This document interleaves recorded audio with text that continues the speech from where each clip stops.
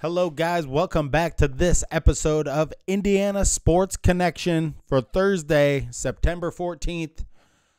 The Colts have a huge game this weekend against the Texans at the Texans Stadium, Reliant Stadium, this Sunday at 1 o'clock.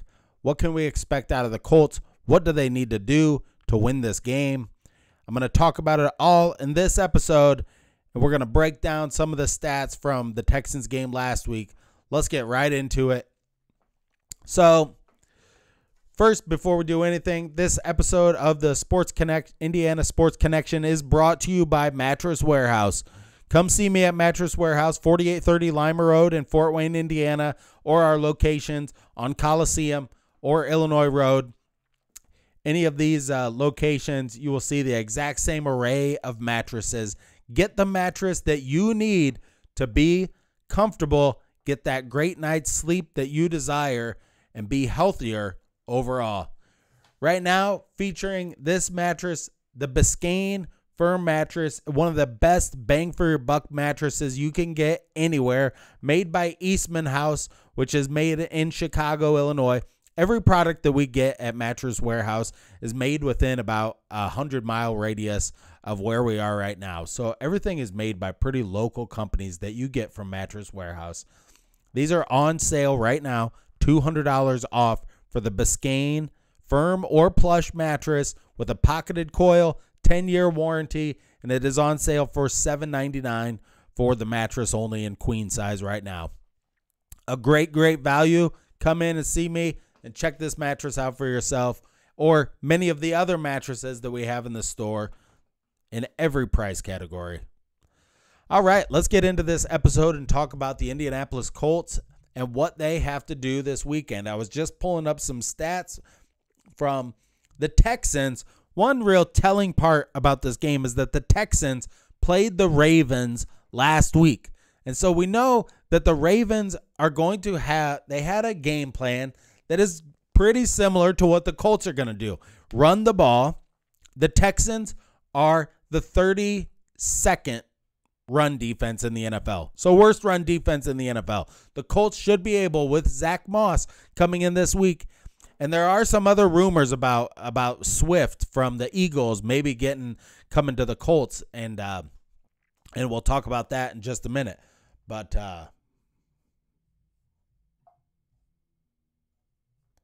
let me pull these stats up. All right, so I was looking at what the Texans really struggled with last week on defense was the slot position. Their outside coverage, their corner coverage, and their safety coverage the Ravens have Odell Beckham Jr. So he had 2 catches for 37 yards. But Zay Flowers in the slot, which is going to be Josh Downs for the Colts this week, he's going to be in the slot. He had 9 receptions for 78 yards, the 8.7 average. So look for Downs to be open. And Ogletree for the Colts, the tight end, he is in concussion protocol, or Ogletree or Granson coming across the middle. And that's where the Texans were really struggling in this game to get stops. That's where many of the first downs for the Ravens were on these slot positions going across the middle. So one stat in this game, Lamar Jackson, he had against the Texans, he had 6 carries for 38 yards. Gus Edwards had 8 carries for 32 yards. They ran for over 100 yards on the Texans. The Colts should be able to run for, I'm guessing, about 140 in this game would be success. We want to see Zach Moss go for 100, and I think we want to see Anthony Richardson at least get about 30 to 40 yards on the ground in this game as well for the Colts to have success. What I want to see out of the Colts in this game is Alec Pierce get open down the field. If the Colts are able to run the ball and they bring some guys up, Alec Pierce has to be a deep threat for this team. If you remember years past, T.Y. Hilton just absolutely torched the Texans time after time after time. This guy has, I think, more 200-plus yard games against the Texans than any other team. So we know that they're a team that can't stop the run, and when they do sell out to stop the run, 100%, that things open up down the field, and that's where the Texans get trounced by teams many times. And that's why T.Y. Hilton just had their number over and over again, and he just killed this team in so many big spots. So it's a battle of new rookie quarterbacks. Both C.J. Stroud, I was looking at the stats here for C.J. Stroud last week, and so his stats were nearly identical to Anthony Richardson's in week 1. 28 of 44 last week in his first game against the Ravens, which you could argue maybe the Ravens are a little bit tougher of a defense than Jacksonville has. Although, I mean, the Colts offensive line struggles against the Jacksonville defensive line. But C.J. Stroud, 28 of 44, 242 yards, a very similar rating. I think he had a 79 rating, and Anthony Richardson had a 82 rating. So, and C.J. Stroud, he had 4 carries for 20 yards. So he will get out and run a little bit, but he doesn't want to do that. He's going to stay in the pocket more or less.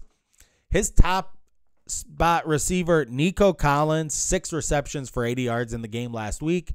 Robert Woods, 6 receptions for 57 yards. Nathaniel Dell, 3 receptions for 34 yards.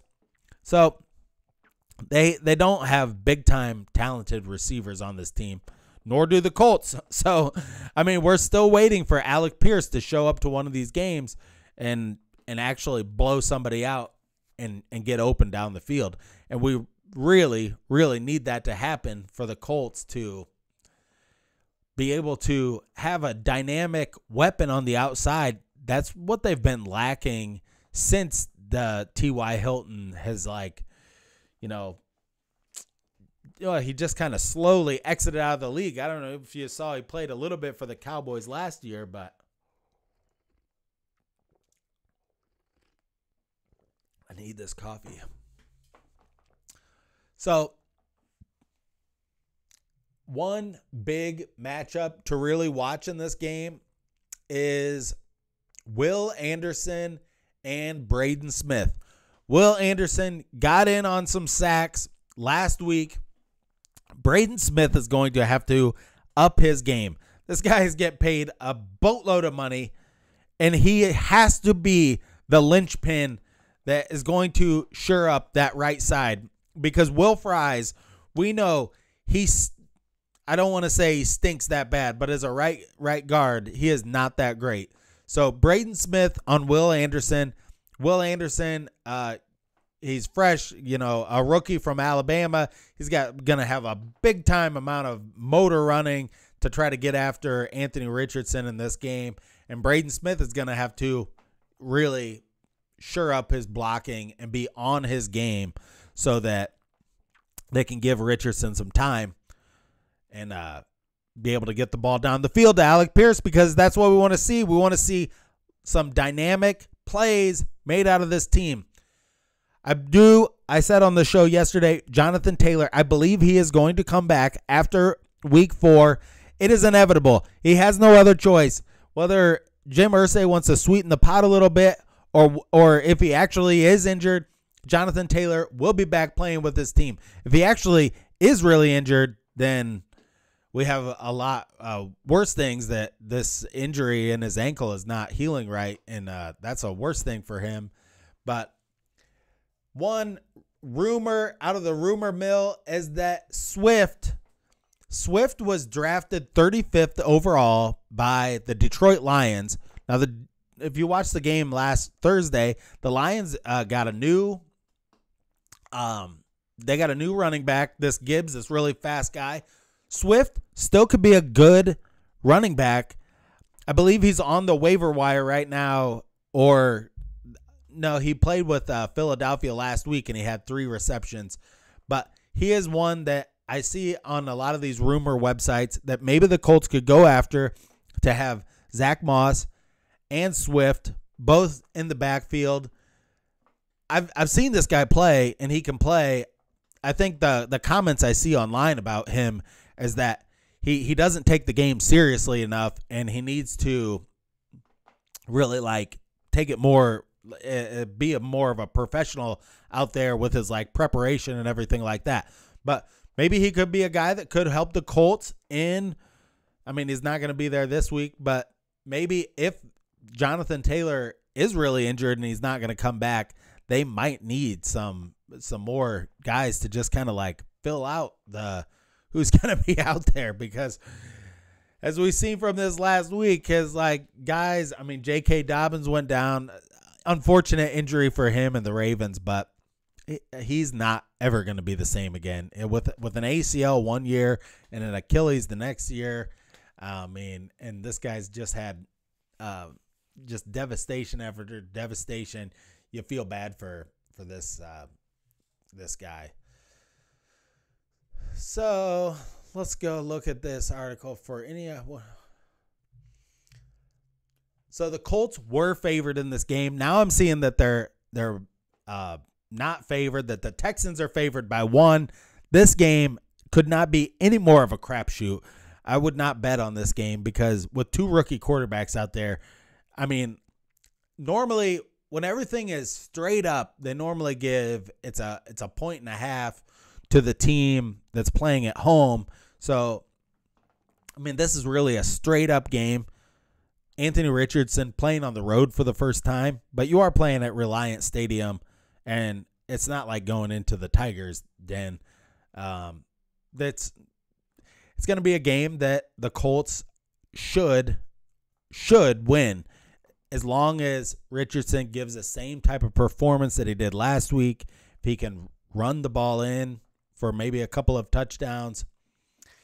My prediction, I'm going to save my prediction in this game. I think it's going to be low scoring. It might be one of those where it's like 13-13 in the fourth quarter, and the Colts. The main thing in this game is going to be whether or not the Colts can run the ball effectively. With them having the worst run defense out of any team, the Colts are going to have to run the ball effectively against this team and take some of the pressure off of Anthony Richardson for this game. But if the running backs can get going and Richardson can make a couple of runs and they can open up a little bit of that deep game, that could be all the Colts need to win this game in the fourth quarter on a field goal or a touchdown. The AFC South is absolutely awful. So only the Jaguars won out of the AFC South. So everybody else is 0-1. The Colts, the Texans. In this division, as weak as it is, I do see a path where the Colts could be like 9-8 or 10-7 and get a wild card because they're in such a weak division. But you have to beat the teams like the Texans if you're going to get the wild card. And it's all going to boil down to some of these easy games. Can they beat the Texans? Can they beat the Titans this year? They're going to play each of those teams twice. The Jaguars, they're a tournament team. I mean, they're going to be in the playoffs, and they very well should be. They had a good roster last year, and they made a better roster this year. But the Titans might be kind of like in that point where they're in between 2 quarterbacks. They did draft Will Levis, but Tannehill is going to be on his way out, and the Titans are looking for another quarterback. And they found Tannehill just like out of nowhere. He ended up, playing for them and being okay. But they could have a bad season because many of their parts, also Derrick Henry at running back, this might be one of the last few years that he has like a really, maybe is the unstoppable player that he is. But I looked at all the people picking the game. I've seen it's like 50-50, people picking the Colts, people picking the Texans. But the keys to this game we talked about, they have to be able to run the ball, and that's going to be critical and Josh Downs, this is going to be your big opportunity to have a big game in the slot because they stink at covering the slot and they don't have good people to cover slot wide receivers, obviously. So probably see a lot of things drummed up out of the RPO where they can get this guy in some space over the middle. Would be great.